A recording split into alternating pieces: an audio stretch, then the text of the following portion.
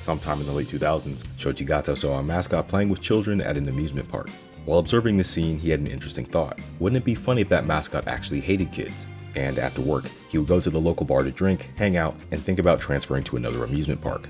Nothing came of this passing thought initially. He was still working on Fullmetal Panic at the time, but the idea never left his mind completely. And several years later, this small idea would grow into something much bigger. In addition to the standard Fullmetal Panic novels, Shoji Gatou released 9 short stories between 1998 and 2011.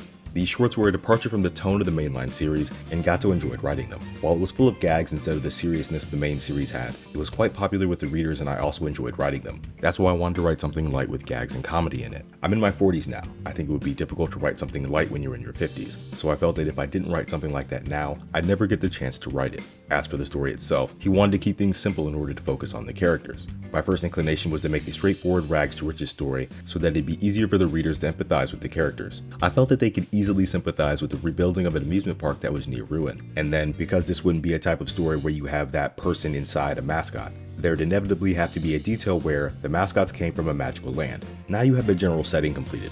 However, even though I usually think the settings for my works are incredibly detailed, I never settled on how the magical world Maple Land would exist in Amaburi, or Amagi Brilliant Park.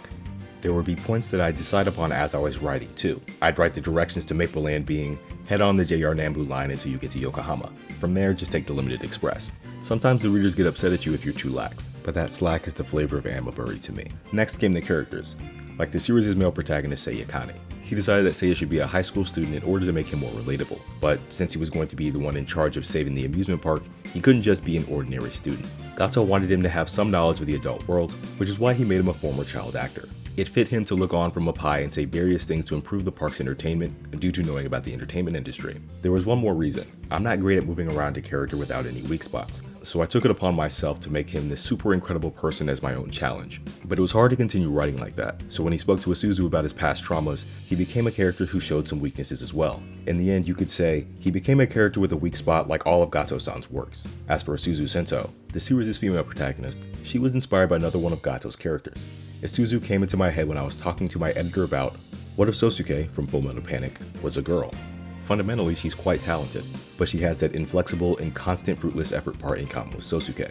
Also, since she's the type of character who's very capable as a secretary, but poor as a leader, I attached low self-esteem to her personality. With her being a girl with a fair amount of issues, she's suitable to be a heroine. Latifah Floranzo was always intended to be the pure-hearted princess character that everyone wanted to help.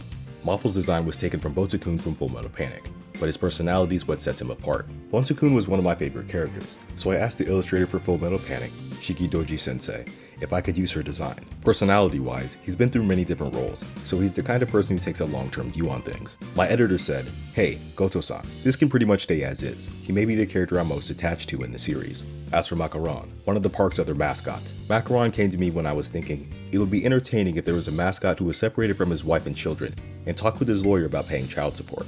After that, I added various dangerous elements, like being a former delinquent. On December 31st, 2011, Shoji Gatou announced that he was working on 4 new projects. The third announcement was for a new novel tentatively titled Amagi Brilliant Park. He described it as a slapstick drama set in an unfortunate amusement park in the suburbs of Tokyo, and he expected it to be officially announced during the following summer. He also mentioned that he was having trouble figuring out how to write Seiya, likely due to the reasons that we covered earlier. Despite Gatou's initial projection, fans wouldn't hear anything else about this series for about a year. On December 19, 2012, he announced that it was going to be released in February of 2013. Then, on February 20, 2013, the first volume of Amagi Brilliant Park was published by Fujimi Fantasia Bunko. Volume 2 would follow shortly afterwards, hitting store shelves on August 20, 2013. But before Volume 3 is released on January 18, 2014, Fantasia Bunko had an announcement to make. On January 14, 2014, an anime adaptation of Amagi Brilliant Park, produced by Kyoto Animation, was announced. On March 7th, Yasuhiro Takamoto, the director of Fullmetal Panic, was announced as the series' director. The next month, on April 25th, the Tokyo Broadcasting System, or TBS, announced that the anime would premiere in the fall. And while we're talking about TBS, we should introduce Yoshihisa Nakayama, a producer from TBS who would be working on the anime. He was the TBS representative who heard Kyoto Animation's initial pitch. I was approached by representatives of Kyoto Animation, who were handling the production, and asked, "We want to animate this work. Would you be interested in it?" I really loved the Full Metal Panic series, and I wanted to work together with Gatou-san for a while, so when I read the novel and instantly found it entertaining, I decided to have TBS produce it with them. The novel seemed to have a similar effect on other people working on the project. Having worked with Gatou before, Yasuhiro Takamoto had an interesting perspective on the novels when he first read them. When I first read the novel, I felt, this is a really Gatou-esque work. I thought Yuka Nakajima-san's illustrations were cute after I quickly saw them for the first time. Moreover, taking place at an amusement park makes it a wonderful setting and a lighter work. Furthermore, the story's base is rather stout, and the writing is simple but thorough. Once again, I thought, Gatou-san is mentally a macho man, like I did when I read the Full Metal Panic series. Before the series was pitched to TBS, they had to decide who was going to do what. Initially, Shoji Gatou thought that he would be handling a lot of the writing himself, but he still had novels to write. When I first heard that it was going to be animated, I thought I could compose the series entirely by myself. But as I was also writing the novels at the same time, I was caught without enough time to do both. Due to that, I put my faith in the veteran scriptwriter Fumihiko Shimo-san to do the main work, and I would work as a supervisor, and as the person in charge of saying dumb things. Takamoto-san is relatively serious, and wouldn't include things like pointless sexy scenes. Me, on the other hand, would encourage everyone to include more sexiness. I worked together with Takamoto-san on Hyoka before this, and he flat out rejected me while I was fighting as the sole soldier of erotic justice. As the director, Yasuhiro Takamoto wanted to maintain the most emotional elements of the source material when making the adaptation, with the two most important things being Gotou's story and the visuals created by Yuka Nakajima, the series' illustrator. Because of his involvement as a supervisor, Gatou and Takamoto were able to regularly meet to discuss how things should develop. Every time we met, he would chatter about, let's make Amaburi a bright and fun work. I felt the same, and our staff also probably shared that sentiment. There's often a lot of give and take when creating the details you pack into the setting for anime, but we didn't experience any struggles through this process. My conversations with Gatou-san were always entertaining. Takamoto was also in charge of direction and storyboards for Amagi Park's opening. Something that set this opening apart was that there would be slight changes made throughout the course of the series, and that was something that they had to plan for from the beginning. It was nice to be able to create something where, as we introduced more characters, they would be added into the opening visuals. The last cut of the opening and the last cut of episode 12 were constructed similarly. That image was completed relatively early on in production, so I thought it would be interesting to include it in the opening animation. I'm personally happy with that effect. I wasn't sure if the viewers would be able to feel the way I do, but I think they would be entertained regardless.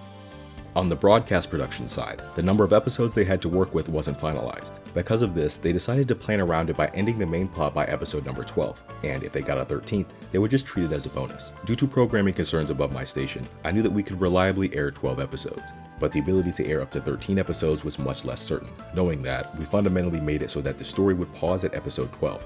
Episode 13 was a story that took place after the pause so that people could enjoy it without worrying about the progression. There was also something that Nakayama wanted to be included in every episode: a hook. I also had one other request.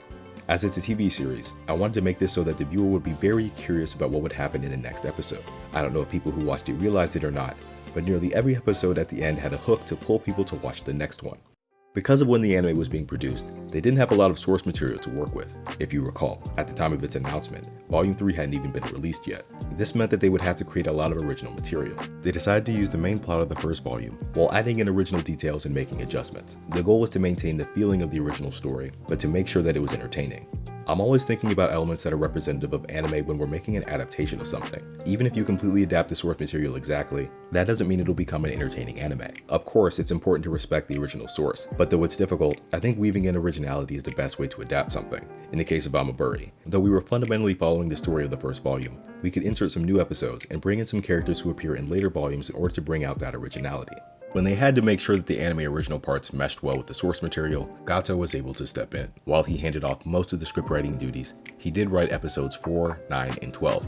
These were episodes that had parts that weren't in the novels, so I thought, I'll do these for them myself, especially episode 9. I was finalizing the background for the Elementario while writing the script, so I had to write that one. Episode 12 was the real finale, and I felt the novels was a bit too weak of a punchline for the anime, so I wanted to insert some original elements. While talking with Takamoto-san and Shimo-san, we agreed that mobilizing all the characters surrounding our staff members would be a suitable conclusion.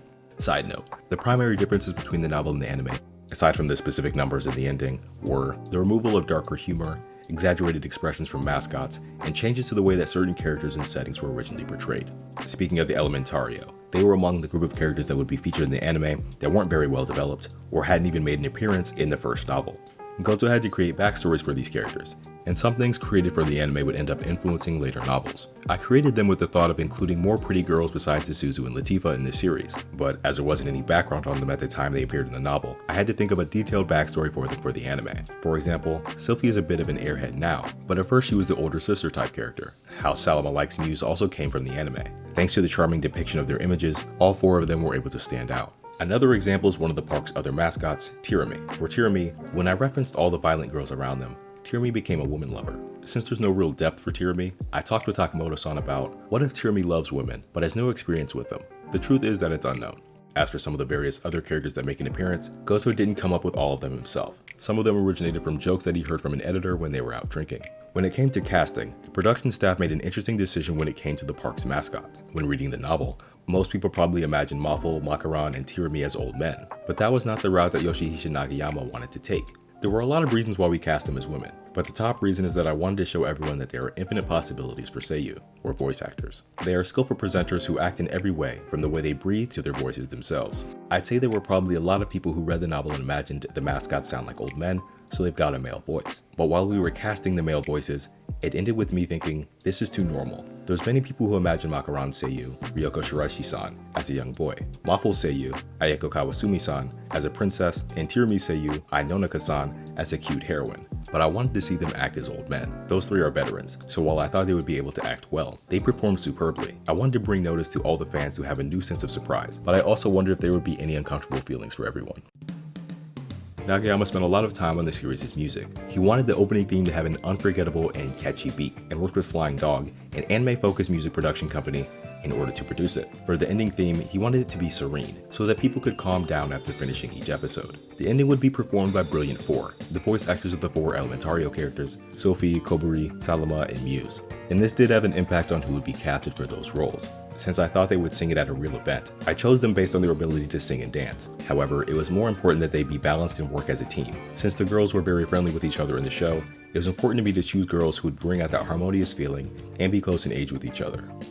On September 2nd, 2014, Amagi Brilliant Park's premiere date of October 2nd was announced, and it would run for 13 episodes. Then October 2nd came, and the premiere was postponed. This was because of a broadcast conflict with the 2014 Fédération Internationale de Volleyball, or FIVB, Women's World Championship. A match between Germany and Japan ran longer than expected, with Japan eventually winning the match in a close 5th set. Because of the long match and the time difference between Japan and Italy, the country hosting the tournament, they had to postpone the premiere. The match ended up airing from 12:10 a.m. to 2:36 a.m. Japanese Standard Time, but it would air on TBS the following week, on October 7, 2014, and run until December 26, 2014. Viewers appeared to have liked what they saw in the first couple of episodes, with Kadokawa reporting that they sold an additional 100,000 copies of Amagi Brilliant Park between October 7th and October 18th, although it should be mentioned that the series' latest volume, Volume 5, was released on October 18th. While it's possible that the sales of Volume 5 weren't counted in this number, Kadokawa did not provide any additional details. A couple of months after the series finished airing, on February 27, 2015, fans discovered that there was an unaired 14th episode. This would be included in the series' 7th Blu-ray release, which was scheduled to hit store shelves on June 26th. This ended up being just a gag episode. It was an opportunity for Shoji Gatou, who handled its script, to fit in another, less serious episode. Seriousness is important, but you have to have gag episodes too. I wanted to include an incredibly slapstick episode, but with only 12 episodes, there wasn't enough space to fit one in. Thankfully, I could do whatever I wanted in the remaining 2 episodes, so episode 14 got the brunt of me doing everything I wanted to do. My favorite 3 kindergartners appear as well, and they are both in and around gags too. Amagi Brilliant Park would make its way to the West shortly after this announcement. On April 7th, Sentai Filmworks acquired the rights to the series in North America, and Crunchyroll announced their plans to stream the series shortly afterwards, and licensors from around the world would acquire the series' rights throughout the year. Things quieted down until July 2nd, 2016, when, at Anime Expo, Sentai announced that they would be dubbing Amagi Brilliant Park. While they revealed that the home video release would be out sometime next February, fans wouldn't get a firm release date until January 3rd, 2017, when Sentai released an English dub cast reveal trailer. Along with it, Sentai revealed that a standard and limited edition release of the series would hit store shelves on February 28th. While hopes of a second season didn't seem far-fetched at the beginning of 2015, by now, things were looking grim. Not only had there not been any announcements about a new anime, but the future of the novels themselves appeared to be uncertain. While they came out regularly for years, things stopped after Volume 8, which was released on June 18, 2016, and that still hasn't changed, even all these years later in 2023. While it doesn't look like Gatou has given up on the series, there hasn't been any substantial news, or any news, in years. But with the story still unfinished, some fans are still patiently waiting for another trip to their favorite park.